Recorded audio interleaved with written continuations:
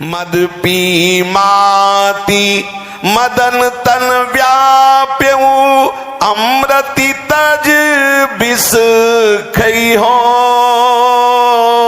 मद पी माती मदन तन व्याप्यऊ अमृत तज बिस खई हो। समझऊ नहीं वा दिन की बातें पल पल घात लगई हो। समझऊ नहीं दिन की बातें पल पल घात लगे हो। विहंगम कौन दिशा उड़ी जई हो। विहंगम कौन दिशा उड़ी जई हो। क्यों अहंकार की मदिरा पीकर मतवाला हो रहा है? तेरे हृदय में ये जितने दोष हैं देहाभिमान के कारण ही प्रकट हुए हैं। जहां अहंकार होता है वहीं मदन होता है, वहीं क्रोध होता है, वहीं और भी दोष होते हैं। तो इस अहंकार रूपी मदिरा को मत पी, अहंकार मत कर। ये महान अमृत जो नाम है, ये नामामृत का त्याग करा करके नाना प्रकार के विषय रूपी विष का भक्षण करवा देगा। क्योंकि तू नशे में है। जो अहंकार के नशे में होता है उससे ऐसे ही कर्म बनते हैं जिससे उसका पतन होता है, जिससे उसका नाश होता है। अरे जीव, तू नामामृत का पान कर, विषय विष का त्याग कर, अहंकार रूपी मदिरा को मत पी, अर्थात अहंकार मत कर।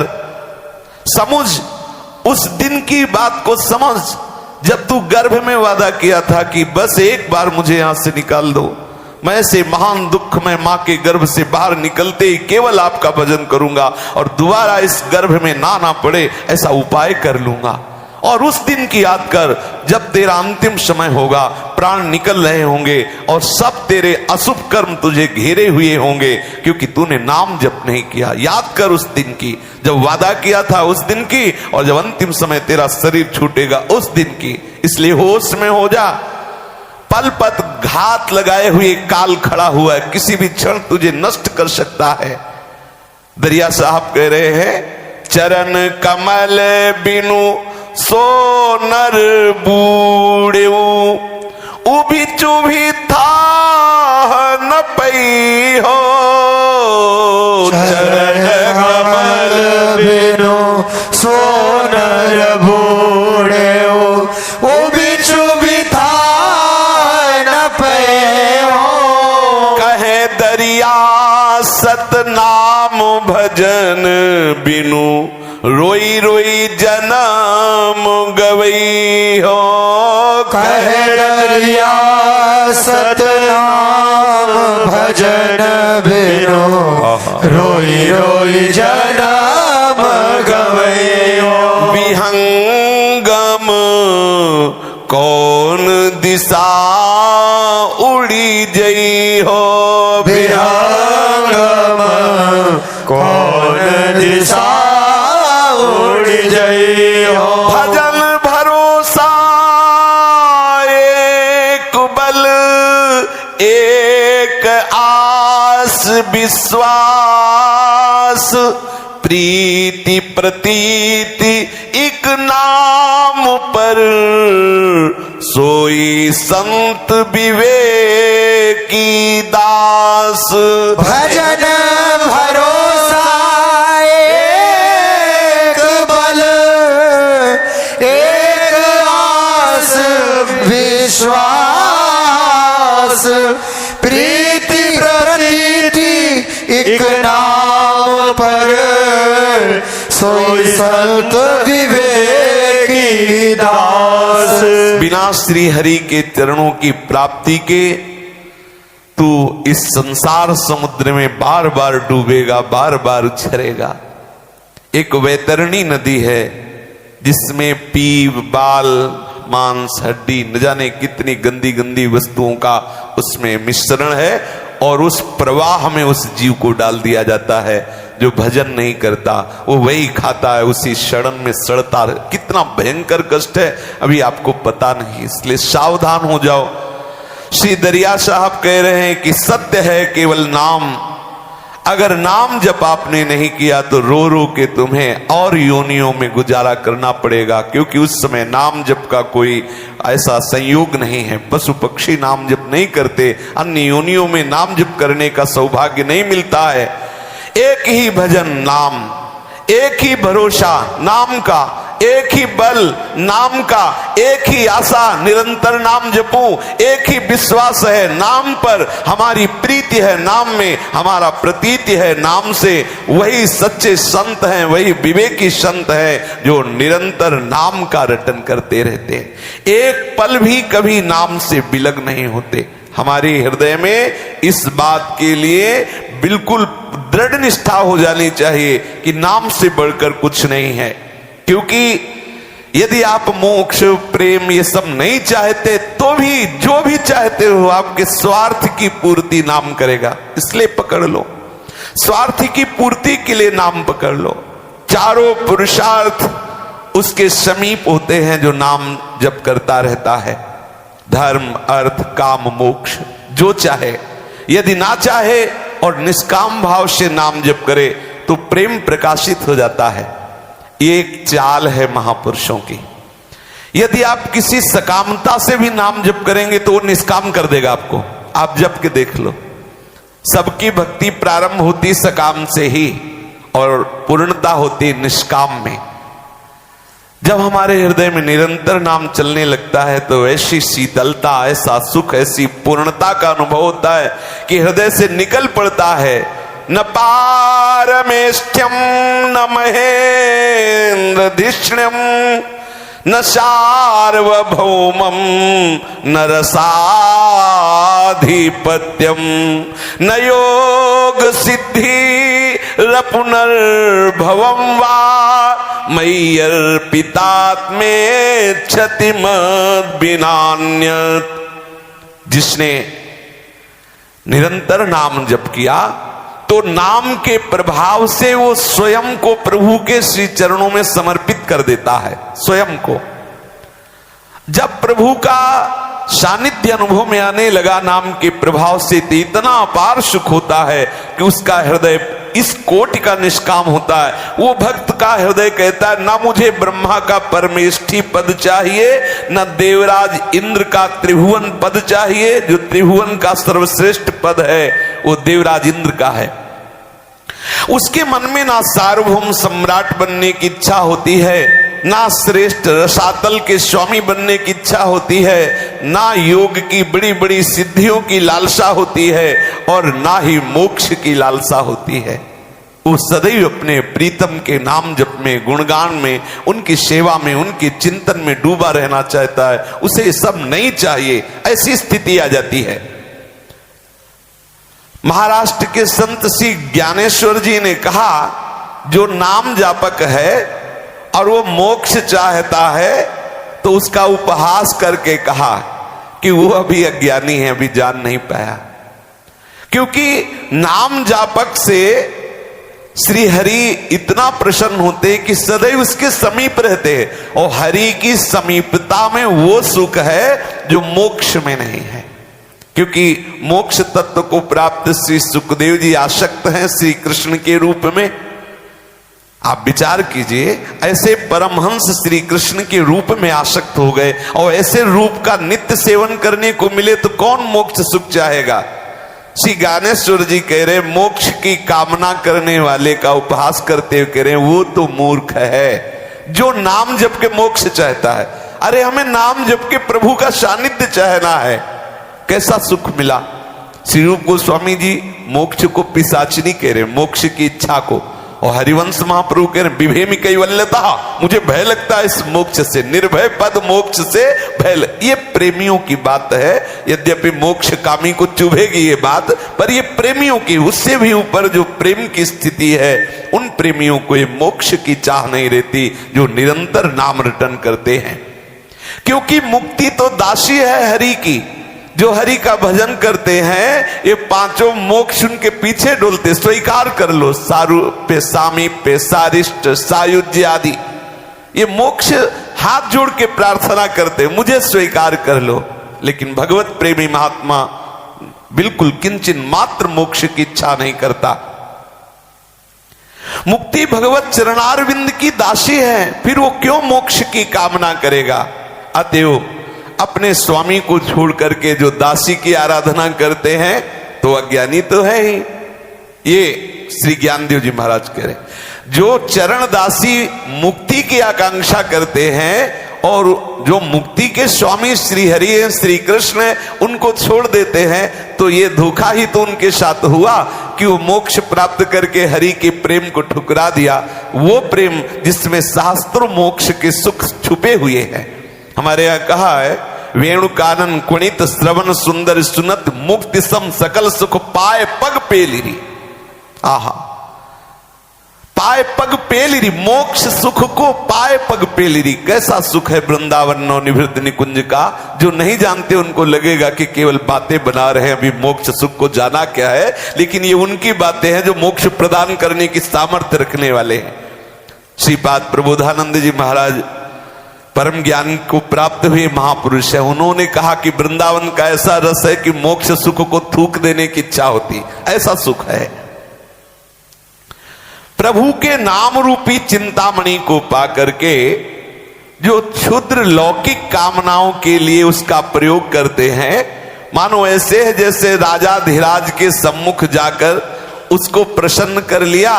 राजा धीराज बोला वरम ब्रूहि, वरदान मांगो, बोले 1 किलो गाजर दे दो।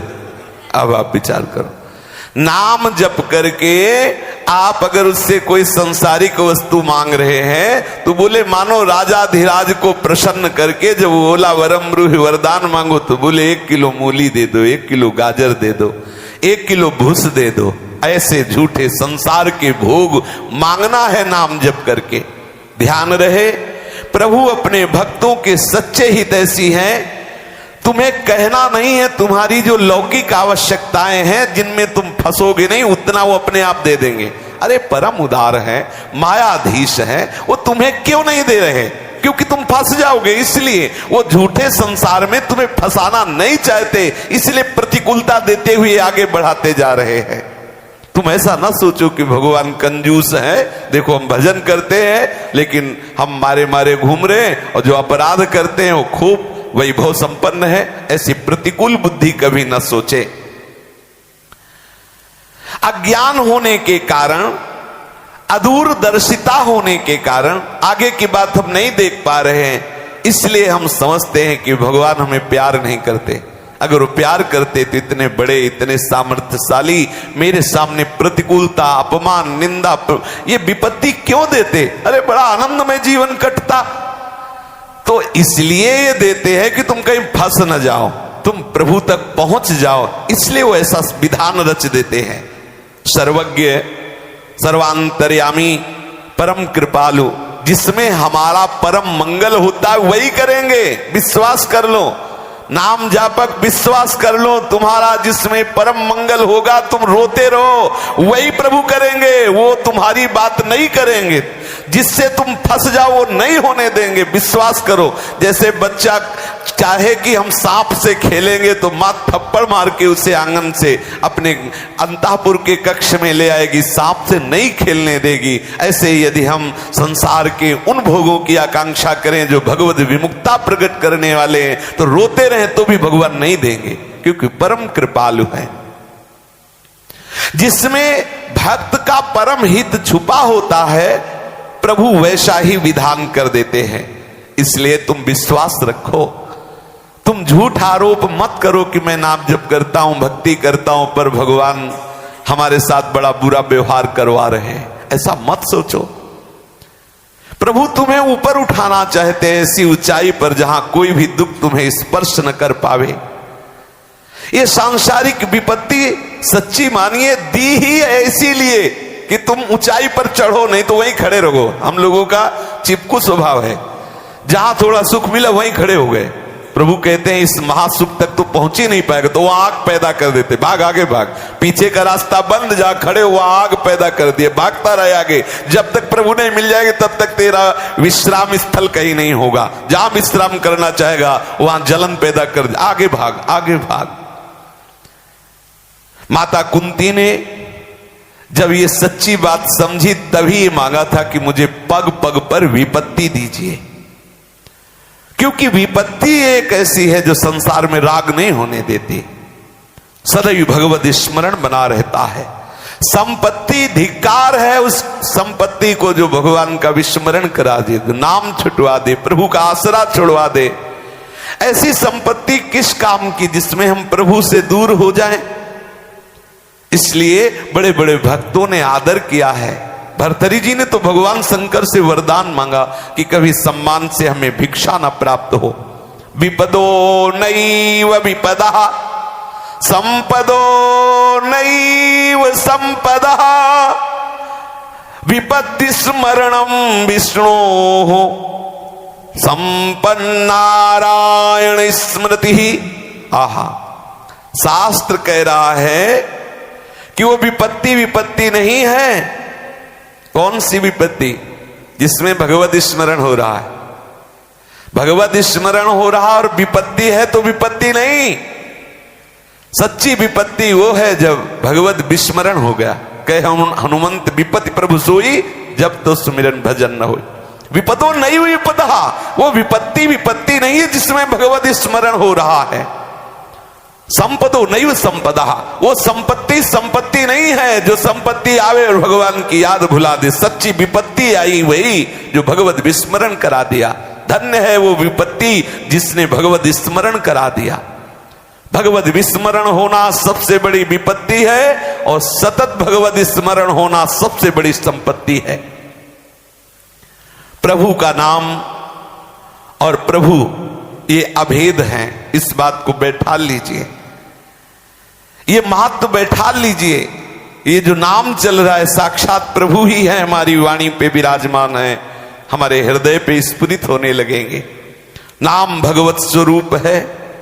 नाम में कितनी पापनाश की शक्ति है बताया नहीं जा सकता। स्वाभाविक स्वाभाविक अग्नि में दाहकता और प्रकाश की शक्ति स्वभावता है, ऐसे भगवान नाम में विशाल शक्ति भरी हुई है। आप चाहो या ना चाहो, बड़े बड़े संतों ने जो अनुभव किया है वो प्रमाण के साथ है। पाप नाश करने की बात सोचना भी मत। जैसे आग के समीप जाओगे तो आग में दाहिका शक्ति प्रकाश अपने आप है, ऐसे ही मूल नाम सुरक्षित रहेगा और उसके प्रभाव से उसके नाम की दाहिका शक्ति आपके पाप को नष्ट कर देगी, अपने आप नष्ट कर देगी, चाह नहीं करना पड़ेगा। तीनों लोक मिलकर के सब पाप करें तो एक नाम में जितनी पाप नाशक शक्ति है उतना कोई पाप कर ही नहीं सकता। बढ़िया, खूब आनंद है। दिन भर पाप करो, रात में सोते समय राधे श्याम बोल लिया। इसका मतलब समझ रहे हो? ये उत्साह वर्धन करने की बात कही जा रही है कि घबराना मत कि मैं बहुत पापी हूं, कैसे भगवान मिलेंगे। मिल जाएंगे। इसका मतलब ये नहीं कि आज से साफा बांध लो कि अब तो नाम में बड़ी सामर्थ है, खूब चकाचक मनमानी आचरण करो और एक बार राधे श्याम बोल दो बस। महापुरुषों ने अनुभव किया तीनों लोकों में उतना पाप नहीं हो सकता जितना एक नाम में सामर्थ्य है। इसमें अतिशयोक्ति मत समझना। अनंत और अमर्याद भागवत शक्ति से संपन्न भगवान नाम के सामने बेचारे पाप की गुजर ही क्या। जैसे संपूर्ण भारत अंधकार में भरा हुआ है और एक सेकंड में भगवान सूर्य ने संपूर्ण अंधकार नष्ट कर दिया। कोई प्रयास करना पड़ा क्या उनको? कहीं जाके थकित होना पड़ा क्या? वो तो स्वाभाविक प्रकट होते ही अंधकार नष्ट। ऐसे ही नाम भगवान है, वो जिसकी जिह्वा पे प्रकट हुए तो पाप रूपी अंधकार चाहे जितना भरा हो अपने आप नष्ट हो गया। रुई का पहाड़ जमाओ, एक तिली खींच के डाल दो, खत्म हो गया। पाप रुई का पहाड़ समझ लो, नाम वो अग्नि की ज्वाला समझ लो, एक सेकंड में भस्म कर देगा। नाम में अपार सामर्थ्य है।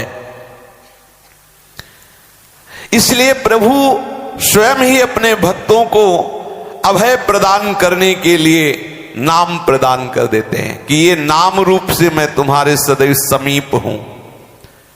प्रभु के सम्मुख ये नाम करता है। करोड़ों करोड़ों जन्मों के जो हमारे कर्म बांधने के लिए तैयार हैं, दुख देने के लिए तैयार है, प्रभु का नाम उन सबको भस्म कर देता है। तभी तो भगवत प्राप्ति होती। जब कोई हिसाब किताब नहीं रह जाता तभी भगवत प्राप्ति होती। शुभ अशुभ दुर्ग विध्वंस बल तब जयति जयति जग उच्चरे। एक नाम धारक अनुभवी महात्मा कहा करते कि नाम से पाप उसी प्रकार प्रतिपल कटते रहते हैं जैसे दर्जी की कैंची से कपड़ा सहज में कटता चला जाता है, ऐसे ही पाप नष्ट होते हैं। अब आप ध्यान देकर देखिए, पाप बनते क्यों हैं? अज्ञान के कारण, अंधकार, अविद्या, मोह। और नाम का जहां प्रकाश हुआ, भगवत स्वरूप नाम ऐसा दिव्य ज्ञान का प्रकाश करता है, संपूर्ण अज्ञान अंधकार का नाश हो जाता है। हो गई पापों की निवृत्ति, जड़ से खत्म हो गया पाप, अंधकार का नामो निशान मिट गया। जैसे सूर्य के उदय होते ही, ऐसे नाम का हृदय में प्रकाश होते ही संपूर्ण पाप, पुराना सब पुराना जो जमा पाप सब खत्म। अतएव उपासक को तो पाप की कभी चिंता ही नहीं करनी चाहिए, आपकी चिंता करनी चाहिए, नाम की चिंता करनी चाहिए। पर इसमें ध्यान रहे, ये उपासक के लिए कहा जाता है, उनके लिए नहीं जो इसका दुरुपयोग करे। दवा रोग निवारण के लिए है, रोग वृद्धि के लिए नहीं है। साधक भगवान नाम निरंतर रटे, समस्त बंधनों को नाम काटता जाता है, महान पुण्य एकत्रित होता जाता है। सकृति स्मृतोपि गोविंदो नृणाम जन्म सतैः कृतम पाप राशिम दहत्याशु तूल राशिमिवानलः। जो अपनी वाणी से बोलता है गोविंद गोविंद गोविंद गोविंद गोविंद ऐसा बोलता है, तो सैकड़ों जन्मों के पाप के समूह उसके ऐसे भस्म हो जाते हैं जैसे अग्नि की एक चिंगारी पड़ते ही रुई का बड़ा सा बड़ा पहाड़ जलकर राख हो जाता है। समायालम जलम वह्ने तमसो भास्करो दया शांति कलौ हृघौघस्य नाम संकीर्तनम हरे। चाहे जितनी अग्नि जल रही हो, अधिक से अधिक जल का छिड़काव कर दो, तत्काल शांत हो जाएगी। ऐसे ही चाहे जितना पाप हुआ हो, पहले नियम लो अब लो नशानी अब ना न सही हो, आज तक की आप नहीं करेंगे और नाम जप करो, अपने आप सब पाप नष्ट हो जाएंगे। जैसे अंधकार को समर्थ सूर्य तत्काल उदय होते ही नष्ट कर देता है, भास्करो दया तमसो भास्करो दया, ऐसे ही हम कलयुगी जीव हैं। गलती हो गई, बहुत से पाप हो गए, चिंता मत करो, अब नाम जप करो। नाम कीर्तन से, नाम जप से तत्काल सारे पाप नष्ट हो जाते हैं। हरिर् हरति पापानि दुष्ट चित्तैरपि स्मृतः अनिच्छापि संस्पृष्टो दहत्येव हि पावकः। श्री हरि दुष्ट चित्तवान पुरुषों के द्वारा जो पाप करने वाले हैं, उनके द्वारा नाना प्रकार के अशुभ धर्म विरुद्ध आचरण हुए, पर उनको ये सूत्र मिल गया, नाम जप करो, और वो नाम स्मरण शुरू किए तो समस्त पापों का हरण कर लेता है नाम। ठीक उसी प्रकार जैसे अनिच्छा से स्पर्श हो जाए तो अग्नि जला देती है, ऐसे अनिच्छा से भी लिया हुआ नाम सब पापों को नष्ट कर देता है। भगवान धन्वंतरी समस्त आयुर्वेद का शोध किया और शोध करके सबसे बड़ी औषधि निकाली। क्या औषधि निकाली? अच्युतानंत गोविंद नामोच्चारण भेषजात नश्यन्ति सकला रोगा सत्यम सत्यम वदाम्यहम्। संपूर्ण आयुर्वेद का शोध करके भगवान धन्वंतरी आयुर्वेदाचार्य निर्णय किया कि जो अपनी जिह्वा से बोलता रहता है अच्युत अच्युत गोविंद गोविंद, सारे रोग उसके नष्ट हो जाते। इससे बड़ी कोई औषधि नहीं। सकलाह रोगाः सत्यम सत्यम वदाम्यहम्, भगवान के अवतार है, कह रहे सकलाह रोगा नश्यन्ति, सब रोग नष्ट करने की परम औषधि है गोविंद गोविंद बोलो, अच्युत अच्युत बोलो। हमें नाम पे विश्वास नहीं होता, और चाहे वो जैसी कूड़ा करकट औषधि हो, डॉक्टर दे दे विश्वास है, लेकिन धन्वंतरी जी बोल रहे हैं और कह रहे सत्यम सत्यम वदाम्यहम्, नारायण स्वरूप है, सत्य स्वरूप है। वो कह रहे मैं सत्य सत्य कहता हूं, इससे बढ़ के कोई औषधि नहीं, हमें विश्वास नहीं हो रहा। नाम जप से क्या नहीं हो सकता, किसी साधारण व्यक्ति की बात नहीं है, भगवान के अवतार हैं। अगर आप विश्वास कर लें तो अपने क्या दूसरों के रोग नष्ट कर सकते। ऐसे कितने उदाहरण देखे गए हैं। एक संत भगवान के दर्शन किए हैं, सुबह से कुल्ला कर रहे थे और एक का अकेला ही लड़का था, उसको कैंसर हो गया था। वहां आए, बहुत रो रहे थे, पता नहीं क्या आया, ऐसे कुल्ला करते हुए पूरा थूक दिया ऊपर, ऐसे कुल्ला कर दिया। बोले जा ले जा यहां से, खत्म कैंसर। क्यों? क्योंकि उनके हृदय में नाम चल रहा है। संकल्प किया, बाहरी चेष्टा अपमानित जैसी दिखाई दे रही, ऊपर ऐसे कुल्ला करते हुए थूक दिया, पर बाहरी चेष्टाएं दिखाई दे, अंतर से काम हो गया, खत्म उसके अशुभ। क्योंकि कोई भी रोग पाप से ही होता है, पाप परिणाम से होता है, और नाम संपूर्ण पापों को जड़ से नष्ट कर देता है। इसलिए विश्वास करो, जो गोविंद नाम में, अच्युत नाम में, कृष्ण नाम में, किशोरी जी के नाम में सामर्थ्य है, वो किसी औषधि में सामर्थ्य नहीं है। जरा विचार करने पर इस बात की सत्यता का स्वाभाविक अनुभव हो जाता है। इसलिए भगवान नाम रोग की जड़ को दूर कर देता है। रोग की जड़ है पाप, रोग की जड़ है अज्ञान, रोग की जड़ है अविद्या। नाम उसको दूर कर देता है। 1 करोड़ नाम जप से तनुस्थान शुद्ध हो जाता है। यदि 1 करोड़ नाम जप करे तो उसका शरीर पवित्र हो जाता है, पूर्ण पवित्र हो जाता है। कोई भी रोग उसके शरीर को नष्ट नहीं कर सकता, ऐसा वो शरीर हो जाता है। जब हमारे अधिक पाप होने लगते हैं तब ये बड़े बड़े रोग धारण करके हमें क्लेश देते हैं। हो सकता है भगवत लीला से कोई ऐसा, क्योंकि संतों में देखा गया दूसरों के रोग ले लेते हैं, ऐसा होता है। करुणा करके भाई जी महाराज आदि कई बड़े संतों के जीवन में देखा गया, पर उनके मन को कभी क्लेश नहीं दे सकता कोई रोग, क्योंकि वो नाम के आनंद में डूबे रहते हैं। नाम से बड़े भयंकर रोग की निवृत्ति हो जाएगी, बड़े से बड़े भयंकर रोग। अरे जब भव रोग सदृश दुर्धर्ष रोग का नाश नाम कर देता है तो सब साधारण है, इनमें नष्ट होने में क्या देर लगेगी। अब ध्यान वाली बात है, खास ध्यान देना है। जो अभी तक आप महिमा सुनते रहे, ये इस 5वें नामापराध की व्याख्या में हुई कि कोई ये ना समझ ले कि भगवान नाम की केवल महिमा ये गाते हैं, ये स्तुति मात्र है, अर्थवाद मात्र है। ऐसी नाम की महिमा नहीं है। नाम में अर्थवाद देखना ये 5वां नामापराध है। अब 6ठा नामापराध है कि भगवान के नाम से पापों का नाश होता है, इसलिए खूब पाप करो और नाम लो।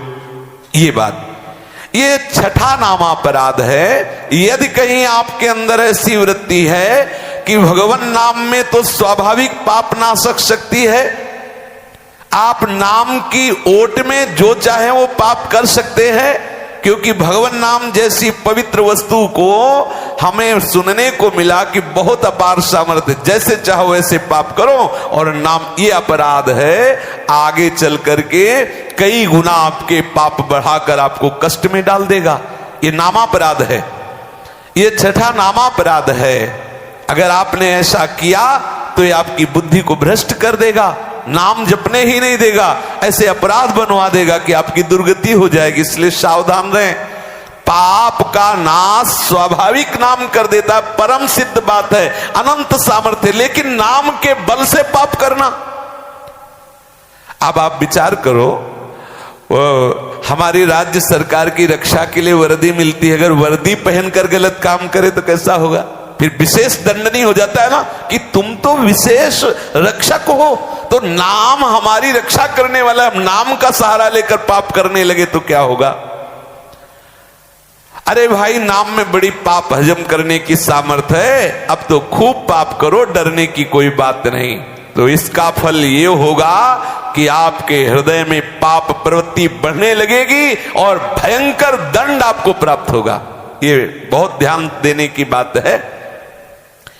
पाप प्रवृत्ति का निर्मूलन करने के लिए फिर भगवान आपको भयंकर दंड देंगे कि आपने नाम का प्रयोग पाप नष्ट करने के लिए होता है, स्वाभाविक होता है, लेकिन उसके बल से आपने पाप किए, इसलिए ये बहुत बड़ा अपराध है। जो नाम का प्रयोग करने की भावना रखते हैं कि भाई हम दिन भर पाप करेंगे, मनमानी आचरण करेंगे, फिर राम राम बोल देंगे, कृष्ण कृष्ण बोल देंगे, राधा राधा बोल देंगे, नाम के सहारे, नाम के बल से, नाम की ओट से पाप करना ये बड़ा भारी अपराध है। नामापराध में ये 6 नंबर का नामापराध है। नाम स्मरण का व्रत लिया जाता है निष्पाप होकर भगवत प्रेम प्राप्ति के लिए। आप पाप करने के लिए नाम का व्रत ले रहे कि जितने भी पाप हैं वो सब नष्ट हो जाते हैं। अब मैं मनमानी आचरण करूं, नाम जब करूं तो भगवान दंड देंगे, ध्यान रखना। आपसे अनजाने में पाप कितना भी बड़ा हो गया हो, चिंता मत करो, नाम जप करो, कभी भी वो पाप आपको दंड नहीं देगा आके। लेकिन आप जानबूझ करके पाप कर रहे हैं नाम के सहारे, तो आपको भगवान सीधे भगवान दंड देंगे, क्योंकि आप उनके नाम का दुरुपयोग कर रहे हैं। किए हुए पापों के लिए अंतःकरण में पूर्ण पश्चाताप की भावना रखते हुए जो नाम जप किया जाता है, वो नाम जप कृपा करके सारे अपराधों का मार्जन कर दे। गलती हो गई, अंदर से जलन हो रही और नाम जप कर रहा है, खत्म हो जाएगा उसका पाप। लेकिन वो उत्साह रखता है पाप करने का और उसको पता है ना नाम जप कर लेंगे, ये भयंकर नामापराध है, फिर भगवान उसको दंड देते हैं। भगवान नाम को पाप हजम करने का साधन बनाने से बढ़कर दूसरा पातक नहीं। पद्म पुराण में कहा गया है, नामनो बलाद यस्हि पाप बुद्धिर्न विद्यते तस्य यमैर्हि शुद्धि। जो नाम का सहारा लेकर पाप में प्रवृत्त होता है, वो चाहे जितने यम नियम कर ले, चाहे जितने साधन कर ले, वो शुद्ध नहीं होगा। उसकी शुद्धि यमपुरी में होगी, नरक में। क्योंकि जो कार्य हमें बचने के लिए दिए गए थे, उन्हीं शक्तियों का, उन्हीं बल का प्रयोग हम पापाचरण में कर रहे हैं। ये बहुत बड़ी गलती है। जो नर नाम प्रताप बल करत पापु नित्यापु वज्र लेप हुए जायते अमिट सुदुष्कर पाप। जे नर नाम प्रताप बल करत पाप नित्याप वज्र लेप हुए जायते अमिट सुदुष्कर पाप। जो मनुष्य नाम महिमा को सुन करके कि बहुत पाप नाशक है और मनमानी पाप करता है और नाम के सहारे पाप नष्ट करना चाहता है, उसके पाप वज्रलेप हो जाते हैं, वो मिटते ही नहीं। वो सुदुष्कर पाप उसे भयंकर दंड देते हैं, भयंकर दंड देते हैं। बहुत सिद्धांत, शास्त्रीय सिद्धांत है। भूल से गलती हो गई, कोई न कोई ऐसी आकर्षण वृत्ति हुई, मेरे से गलती हो गई, हृदय से पश्चाताप करते हुए नाम जप करे, समूल पाप नष्ट हो जाएगा। लेकिन उत्साहित होकर पाप करे नाम के बल से, तो बोले नामनो बलाद यस्य ही पाप बुद्धिर्न विद्यते तस्य यमर ही शुद्धि। फिर उसको तो यमराज के दूत ही शुद्ध करते हैं नरक में। श्री भगवान नाम भवरोग की रामबाण औषधि है, किंतु औषधि सेवन करते समय जब लौकिक बीमारियों में भी पथ्य परहेज का पालन करना पड़ता है, तब इतने बड़े भवरोग में तो परहेज करना ही पड़ेगा। ये परहेज है कि नाम के बल से पाप मत करो। नाम स्मरण की प्रारंभिक दशा में आत्म जागृति के उत्पन्न होते ही हम पाते हैं कि हमारे अंतःकरण में अनादि अविद्या के प्रभाव से अनेक दुर्गुण बसे हुए हैं। बड़े गंदे संस्कार हैं हमारे हृदय में, बहुत ध्यान देने का विषय है। जब हम नाम जब प्रारंभ करते हैं तो आत्म जागृति होती है, अर्थात प्रकाश होता है। अंधेरे में कौन छुपा पता तो नहीं चलता ना। तो जैसे लोग कहते पहले तो ऐसा नहीं था, पहले अंधकार था, प्रकाश आ गया तो तुम्हें दिखाई देने लगा। आत्म जागृति होती, प्रकाश होता अंतःकरण में, तो उसको बड़े बड़े दुर्गुण दिखाई देते हैं, बड़े दुराचार दिखाई देते हैं, बड़े गंदे संस्कार दिखाई देते हैं अपने हृदय में। और एक नहीं, ये दल बल के साथ होते हैं, पूरे पूरे परिकर के साथ अंदर विराजमान होते हैं। और जे भी नाम स्मरण प्रारंभ हुआ ते भी ये सब जो सोए हुए होते हैं ना, ये सब जग जाते हैं और भयंकर विघ्न उस साधक के हृदय में पैदा करते हैं। ध्यान देने योग्य विषय है। साधक प्रारंभ में यदि उसे सत्संग नहीं मिलता तो पराजित हो जाता है। वो सोचता है यार इससे तो पहले अच्छा था जब नहीं करते थे, बड़ी शांति, जब से वृंदावन आए, जब से नाम जब शुरू, जब से भजन, तभी से सब बड़े बड़े विपरीत बातें आने लगी।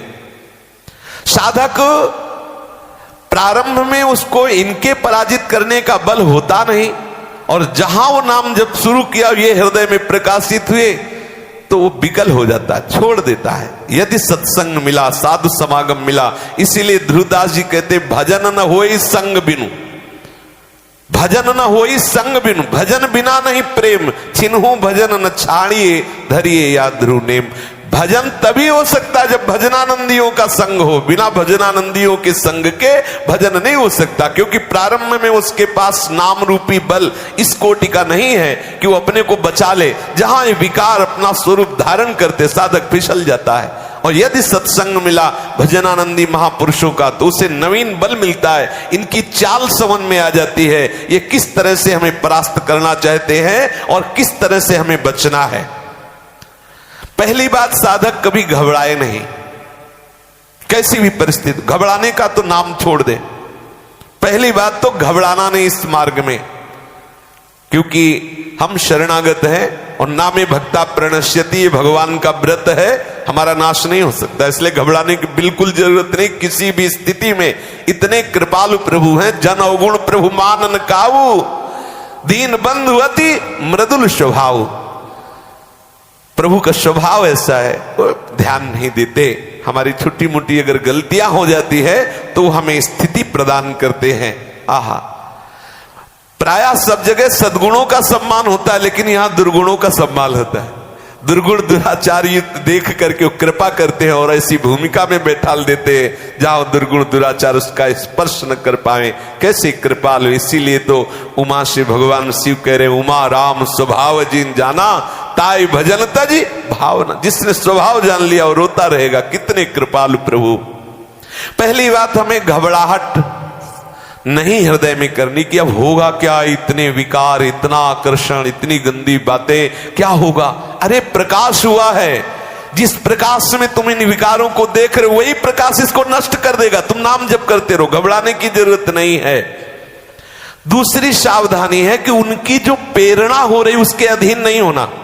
ध्यान दीजिए, ये आपको विपरीत दिशा में ले जाने की प्रेरणा देंगे, संयोग बनाएंगे, आप उनके अधीन मत होना। ये दूसरी सावधानी है। कहीं सावधानी छोड़ न बैठना कि अब हमें बहुत मन जला रहा है, चलो इस दिशा में चलते हैं, थोड़ी शीतलता हो जाएगी फिर साधन करें। गड़बड़ हो जाएगा।